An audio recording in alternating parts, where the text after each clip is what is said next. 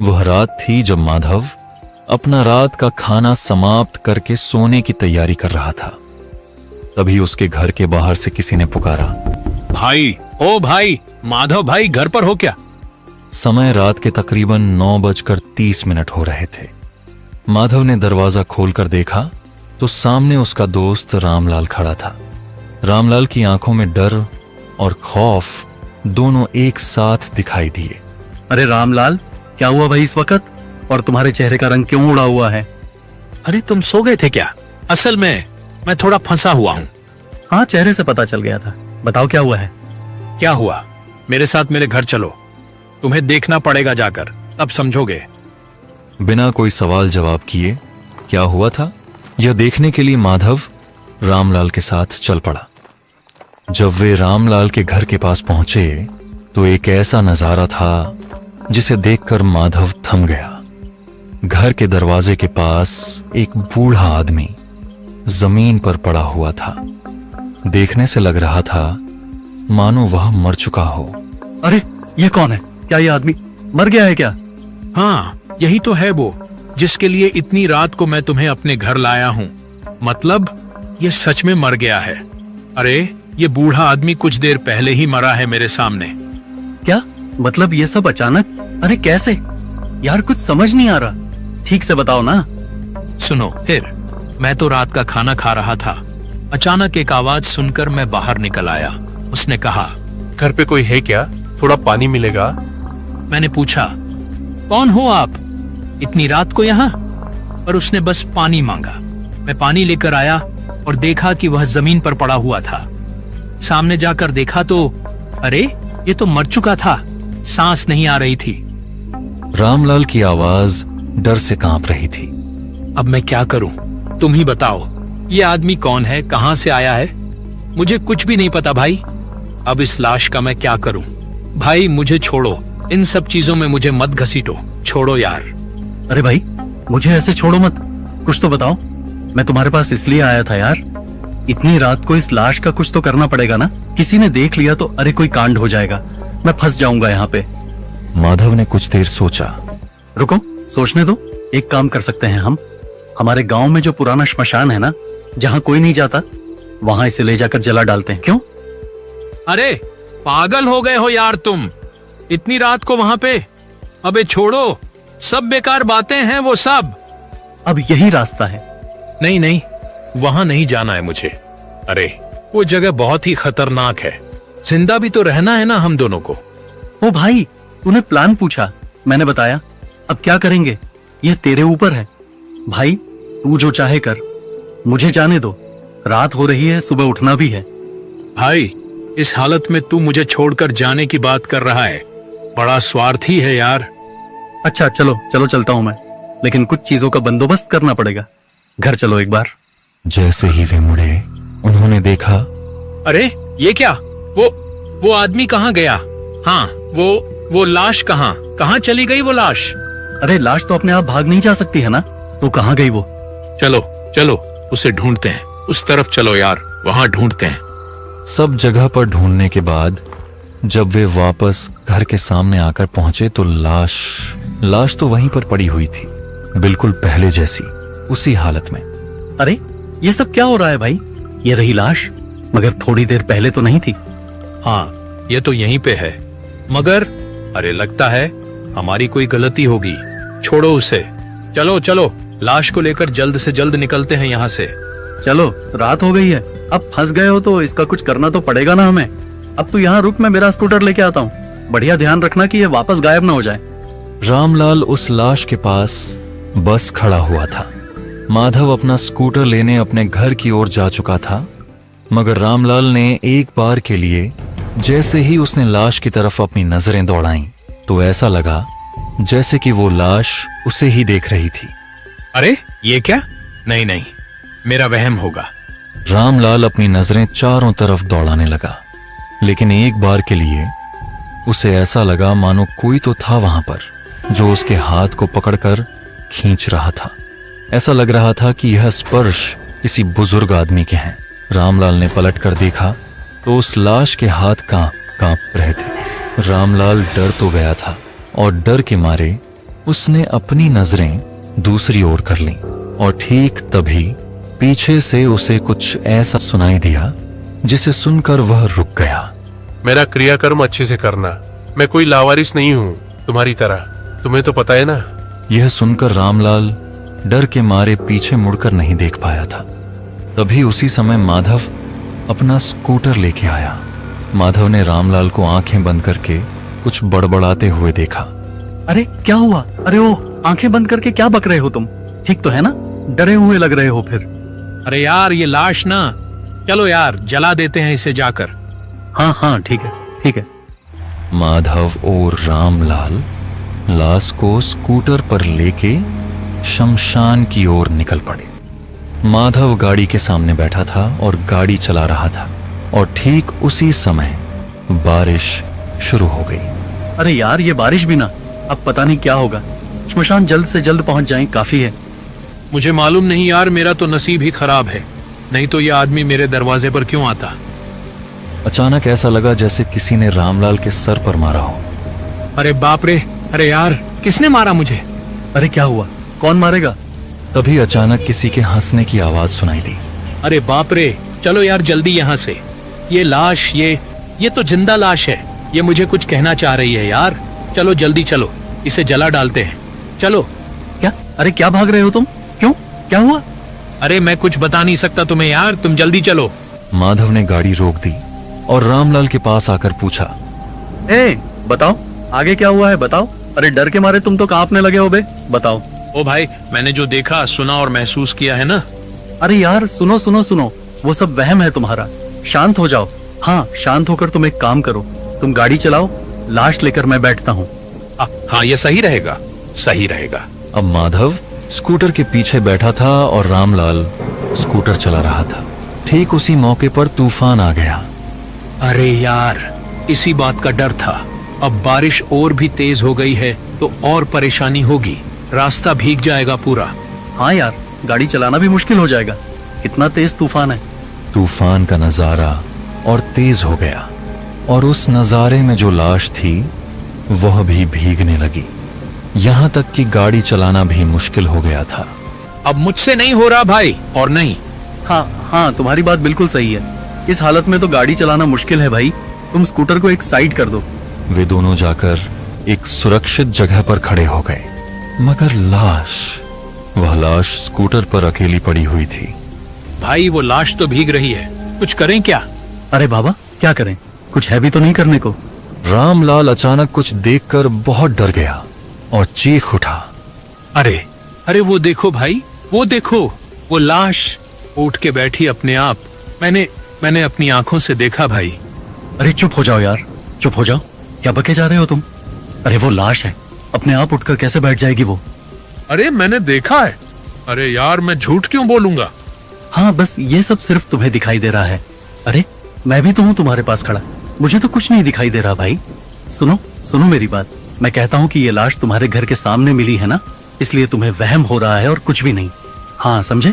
अब सुनो, एक बार ये बारिश बस रुक जाए, तब श्मशान जाकर इस लाश को जला देंगे, बस सब खत्म। जैसे ही एक बार यह बारिश रुकी, तभी वे लोग स्कूटर लेकर निकल पड़े। स्कूटर चलाने का भार इस बार भी माधव ने रामलाल को दिया था, क्योंकि लाश को लेकर वह काफी डरा हुआ था। देखते ही देखते वे दोनों श्मशान में पहुंच गए, जो कि बहुत ही डरावना था। बिल्कुल सुनसान सन्नाटा। ये इतना खाली क्यों है? अरे भाई, रात के 11 से 12 बजे इस श्मशान में गांव के तुम्हें कौन मिलने आएगा यहाँ पे? नहीं वो बात तो ठीक है, मगर ये जगह बहुत ही अजीब और डरावनी सी है। हाँ वैसे बात तो सही है, ये तो होना भी चाहिए। अब जितनी जल्दी हो सके काम निपटा कर चलो, यहाँ से निकलते हैं। अच्छा एक बात बताओ, ये यहाँ पे कोई आता है क्या? पता नहीं किसी ने देख भी लिया तो। अच्छा हमारे पास जो माचिस था ना, वो तो गीला हो चुका है ना? हाँ लाइटर मेरे जेब में है, फिक्र की बात नहीं। अरे वाह, फिर तो ठीक है, चलो लाश को उतारते हैं पहले। दोनों ने मिलकर लाश को पहले तो नीचे उतारा, उसके बाद माधव अंदर गया श्मशान के, एक बार चेक कर लेने के लिए। हाँ भाई मामला साफ है, चलो चलो लाश को पहले तो जला देते हैं, तो हो जाएगा काम। ठीक उसी वक्त जैसे ही दोनों ने मुड़कर पीछे देखा, तो उन्होंने देखा कि लाश तो वहां पर थी ही नहीं। अरे ये लाश कहाँ गई भाई? और यार तुम तो यहीं पे थे ना, तुमने देखा नहीं क्या? नहीं यार, मैं तो वो अंदर देख रहा था कि सब ठीक है। मैंने यहाँ देखा नहीं, पता नहीं क्या हुआ। अब यार मुझे डर लग रहा है, मैं सच कहता हूँ। अरे ठीक है ठीक है ठीक है, शांत हो जाओ शांत हो जाओ। हाँ मैं देखता हूँ। हाँ जो करना होगा अभी करना होगा। उधर देखो। फिर देखा कि लाश तो वहीं पर पड़ी हुई थी, बिल्कुल पहले की तरह। अरे भाई, ये सब क्या हो रहा है? ये लाश अपने आप वहां कैसे पहुंच गई? छोड़ो यार वो सब, चलो लाश लेकर आते हैं, चलो। और वे लोग धीरे धीरे लाश की तरफ जा रहे थे ताकि उसे उठाकर यहां ला सकें और जला सकें। और जैसे ही उन्होंने लाश को उठाने की कोशिश की, वे दोनों डर के मारे वहीं पर रुक गए, क्योंकि वह अपने आप उठकर बैठ चुकी थी। उसकी आंखें मानो बंद थीं और वे दोनों डर के मारे वहीं पर सहम गए थे। ये क्या हो रहा है भाई? ये कोई वहम नहीं हो सकता मेरे भाई, ये कुछ और है। लो हनुमान जी का नाम लो भाई।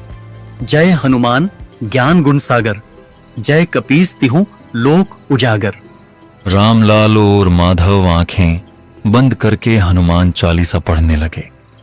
और जब माधव ने आंखें खोली, अरे वो लाश वो पहले जैसी हो गई थी बिल्कुल। चलो यार जल्दी चलो, लाश को ले जाकर जला देते हैं यार, जल्दी चलो। उन्होंने जल्द से जल्द लाश को उठाया और श्मशान के अंदर ले जाने लगे। उन्हें ऐसा लग रहा था कि कोई तो था जो उन्हें देख रहा था। रामलाल ने पीछे मुड़कर देखने की कोशिश की, मगर रुको, पीछे मुड़कर मत देखना बिल्कुल भी। हाँ वो सब आत्माएं हैं जिनकी वजह से आज ये श्मशान इतना सन्नाटा छाया हुआ है। चलो वहां जाकर बैठते हैं, चलो। चारों तरफ से हंसने की आवाजें आ रही थीं। कोई हंस रहा था उनके चारों तरफ, और वो लाश, उसकी हंसी की आवाज उन्हें सुनाई दे रही थी, मानो वह अभी तक जिंदा हो। माधव को खरोत पर पूरा भरोसा था।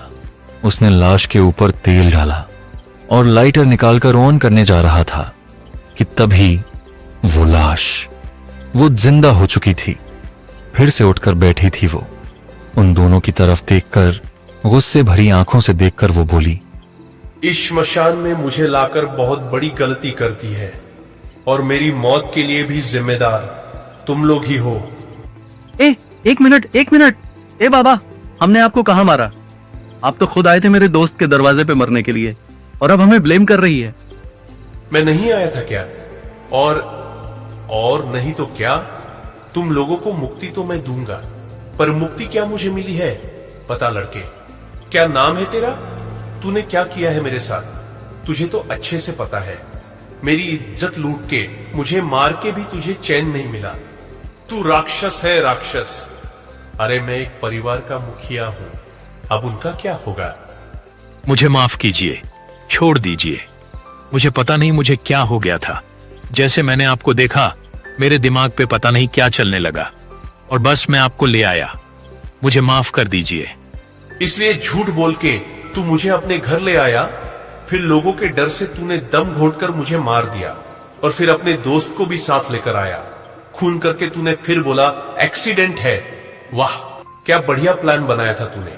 पर अब तू कैसे बचेगा? मैं मार दूंगा तुझे। सब कुछ तेरी वजह से हुआ है। मेरा परिवार आज अनाथ हो गया तेरी वजह से, इसलिए कभी माफ नहीं करूंगा तुझे मैं। आज मेरे साथ इसी श्मशान घाट में तू भी मरेगा। अबे क्या सुन रहा हूं मैं ये सब? हाँ, तू इतना गिर गया था एक बुजुर्ग के साथ, तूने ये सब? छी, लानत है तुझ पे। शर्म आती है मुझे तुझे दोस्त बोलने में, मुझे घिन आती है। अरे तू इतना नीचे गिर गया रामलाल? तूने किसी की जान ले ली, और फिर मेरे पास आया था क्योंकि तू फंस गया था, इसीलिए तू मुझे फंसाने आया था। गलती हो गई, बहुत बड़ी गलती हो गई। माधव, तुम तो मेरे दोस्त हो ना भाई, मुझे बचा लो, इस आदमी से बचा लो, मरने मत दो भाई, बचा लो मुझे। आज तू मेरे हाथों मरेगा, मेरे हाथों। इतना कहकर उस आत्मा ने माधव के दोस्त रामलाल को पकड़कर वहां लेकर जा रही थी, ठीक वहां जहां अब तक वह लाश पड़ी हुई थी। रामलाल चीख रहा था, चिल्ला रहा था, लेकिन वहां सुनने वाला कोई नहीं था। बस माधव अकेला खड़ा चुपचाप सब कुछ देख रहा था। जोर जबरदस्ती अपने साथ रामलाल को भी उस आत्मा ने चिता पर लिटा दिया। और तब माधव की तरफ देखकर वह आत्मा कुछ बोली, अब तू मेरी इस चिता पे आग देगा ताकि मेरे साथ साथ यह पापी भी भस्म हो जाए। क्या? मैं क्यों? नहीं नहीं, मुझे छोड़ दीजिए। मुझे ये सब नहीं करना। मुझे किसी की हत्या नहीं करनी। मुझे नहीं नहीं, छोड़ दीजिए। पर तू तो मुझे मुक्ति देना चाहता है ना? अगर मेरा क्रियाकर्म नहीं हुआ तो मुक्ति कैसे मिलेगी मुझे? और साथ ही तेरे इस दोस्त को भी मैं छोड़ नहीं सकती। इसे छोड़ दिया तो मेरी मुक्ति कैसे होगी? मेरे परिवार को जिसने अनाथ किया, मेरा खून किया, इसका मरना तो तय है। समय बर्बाद किए बिना जला दे हमें, नहीं तो मुझे मुक्ति नहीं मिलेगी। जला दे, जला दे, भस्म कर दे। इतना बोलकर उस आत्मा ने रामलाल के शरीर को छोड़ दिया और उस आत्मा का शरीर ठीक रामलाल के बाजू में गिरा हुआ था। माधव क्या करता? अब आपके साथ मेरा मुकाबला कैसे हो सकता है? मैं तो ये सब सोच भी नहीं सकता कि मैं आपसे लड़ूं, और मैं लड़ना चाहता भी नहीं, क्योंकि आप एक अच्छे इंसान थे। और मेरे दोस्त ने जो किया वाकई गलत था। उसको सजा मिलनी तो चाहिए जरूर। मेरे यार रामलाल, तूने जो किया था, तेरा तो ऐसा ही कुछ हाल होना था ना। अब बस शांत हो जा मेरे यार।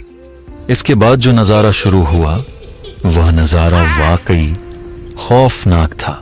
एक तरफ उसका दोस्त जो अपने पाप की अग्नि में जल रहा था, उसकी चीख माधव के कानों को, उसके दिल को छू रही थी। और दूसरी तरफ वह आत्मा, उसकी हंसी पूरे श्मशान को एक अलग ही मंजर दे रही थी। माधव यह सब सुन के मन ही मन सोच रहा था कि भगवान, हाँ, हो सकता है कि मेरा दोस्त दोषी था, पापी था, बहुत बड़ा पाप किया था उसने, मगर आपसे एक ही विनती है कि मेरे दोस्त की आत्मा को मुक्ति देना, उसे सुधरने का एक मौका देना। जय श्री राम, जय हनुमान।